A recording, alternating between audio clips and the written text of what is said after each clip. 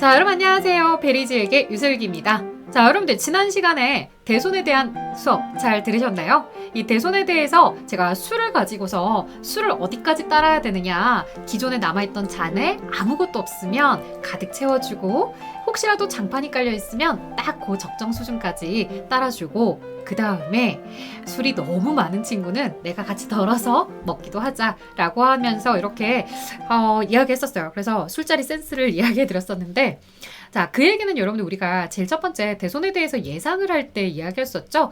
대손, 즉 내가 외상으로 물건을 많이 매출을 하게 되면 이 매출 채권 잔액이 늘어난 만큼 회사는 받을 수 없는 불안감도 있더라. 그 불안감을 우리가 대손율이라는 걸 적용을 해서 얼마만큼은 받을 수 없다라고 재무상태표에 미리 처리를 할 건데, 기존에 잔에 얼마나 있는지에 따라, 즉 대손 충당금이 얼마나 있는지에 따라 요 결과값이 플러스가 나오면 대손 상각비다, 이렇게 차변에 처리를 하는 거고, 이 결과값이 제로가 나오면 물론 회계 처리할 게 없고요.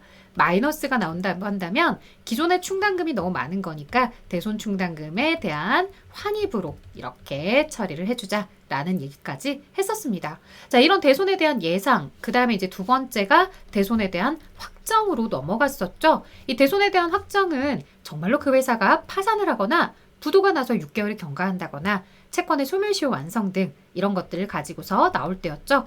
자, 외상 매출금이다 라고 했을 때 제일 첫 번째 대손 충당금이다 라고 했었고요. 두 번째가 대손 상각비죠. 자, 그런데 여러분들 여기서 조심. 우리 흔히 이렇게 외상 매출금이라는 채권에 대해서 처리를 하잖아요. 그런데 만약에 얘가요, 미수금이 될 수도 있고 대여금이 될 수도 있을 거예요. 자, 그러면 이들의 차이점은 뭘까요? 미수금 코드가 120번이면 미수금의 다음 코드의 대손 충당금을 써야 된다라는 거고, 또 하나, 이게 진짜 중요하죠.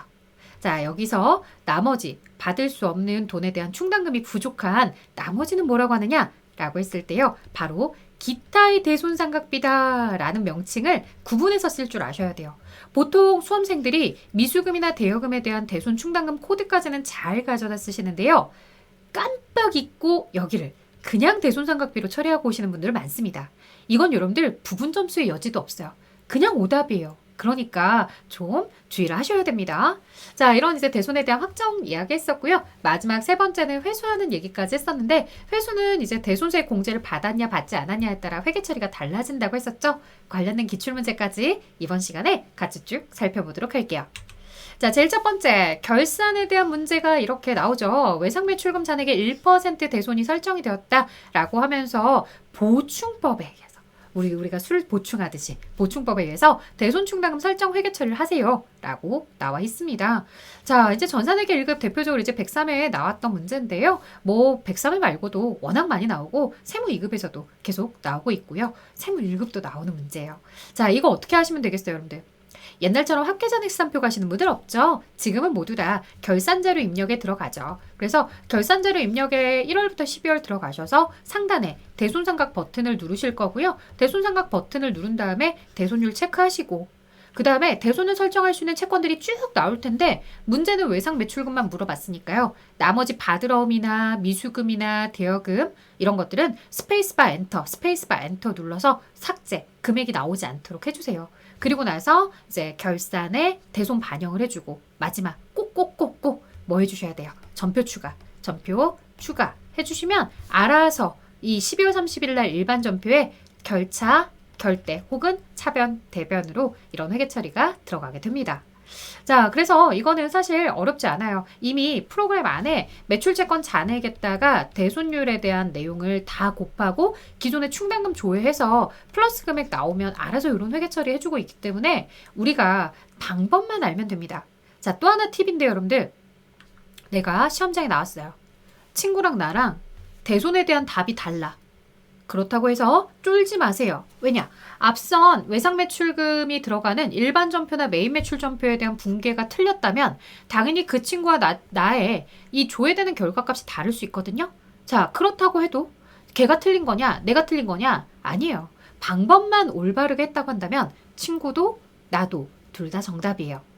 이런 대손, 데이터의 연결값을 영향받는 대손 같은 경우들은요, 그 데이터에 맞춰서 채점이 되고 있기 때문에 여러분들 걱정하지 않으셔도 돼요. 그 다음에 자 이런 전세 이급, 세무 이급에서는 107회차에 바로 나왔던 건데요. 외상 매출금 받으럼 그리고 단기 대여금까지 이렇게 3개의 채권을 물어보죠. 근데 사실 107회뿐만 아니라 그 전에도 물어봤었어요. 그래서 이 대손 충당금에 대해서 외상 매출금이나 받으럼에 대해서는 그냥 대손상각비이지만 이 대여금에 대해서는 기타의 대손상각비죠. 방법만 똑같이 진행을 하시면 회계 처리는 알아서 자동으로 진행이 될 거예요.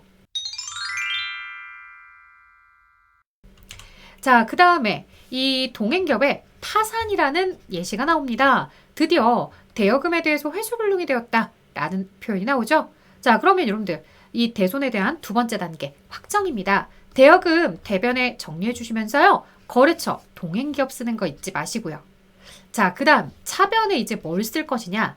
원래 돈 떼이면 대손상각비인데요. 문제에서 친절하게 대손충당금이 있어요 라고 알려줍니다. 그럼 어떻게 하셔야 돼요? 대손충당을 먼저 가져다 쓰시고 부족한 나머지가 대손상각비이죠.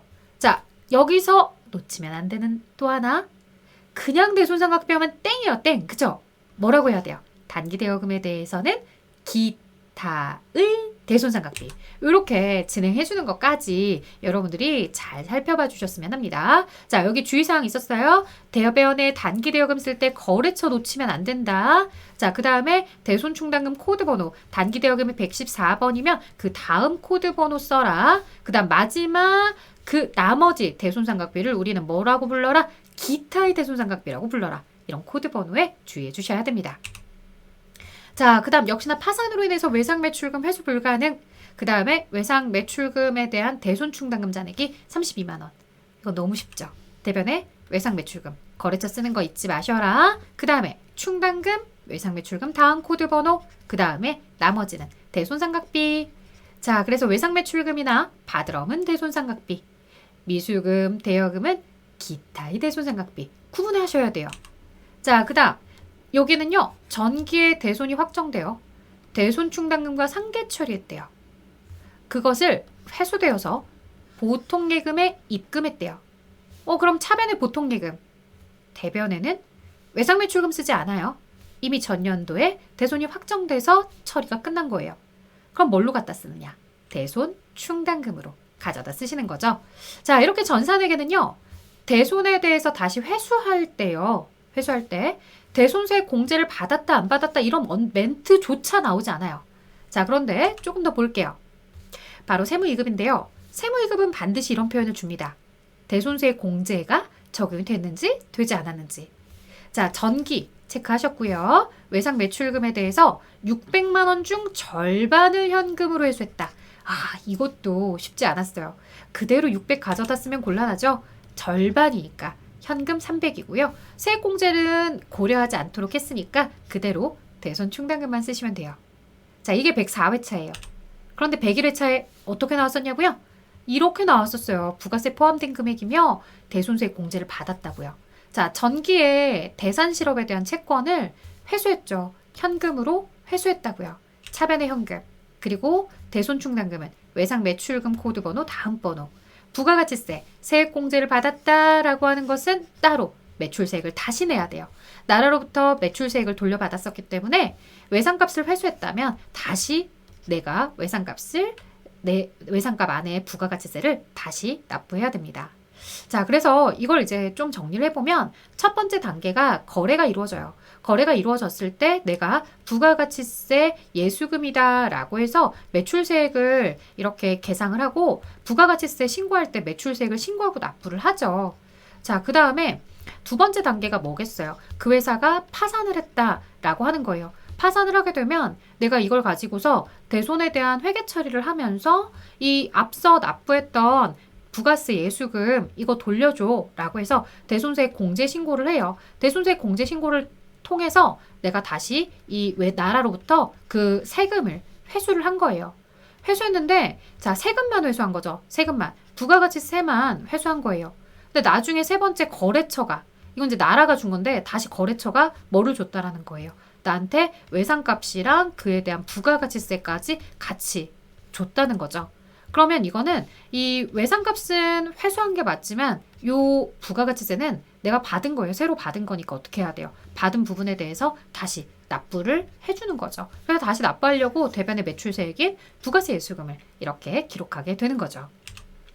자, 여기까지요. 근데 저는 이제 다음 시간에 차량의 계정 과목 정리로 넘어가려고 하고요. 여러분들 대손에 대해서 어때요? 문제들로 이렇게 회계 처리를 쭉 살펴보니까 왜 저런 회계 처리를 하는지도 알겠고, 그 다음에 대손 나올 때마다 틀렸던 분들, 얘는 케이스가 이거고 얘는 케이스가 이런 거였던 것 같은데 케이스별로 자꾸 조금만 틀어서 나오면 응용이 안 됐던 분들 어때요? 이렇게 예상, 그 다음에 확정, 그 다음 회수도 대손세 공제를 받지 않았을 때와 받았을 때 이렇게 나눠서 보니까 금방 정리가 잘 되시죠? 자, 정리 잘 하셔서요. 대손 문제가 나오면 이제 쫄지 말고 여러분들 꼭 잘 푸셨으면 합니다. 자, 저는 여기까지 진행하도록 할게요. 다음 시간에 만나요. 안녕!